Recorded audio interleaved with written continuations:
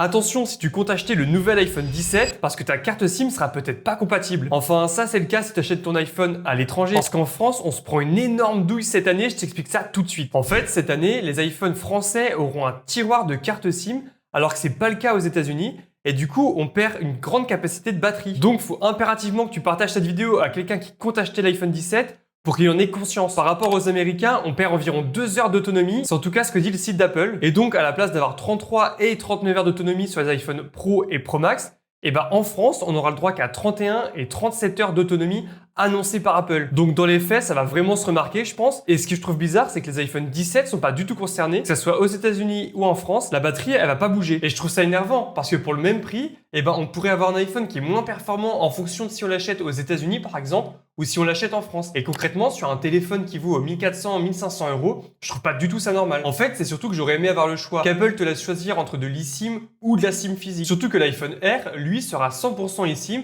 donc Apple laisse pas du tout le choix. Alors je vois pas pourquoi ils le font pas pour les autres gammes d'iPhone.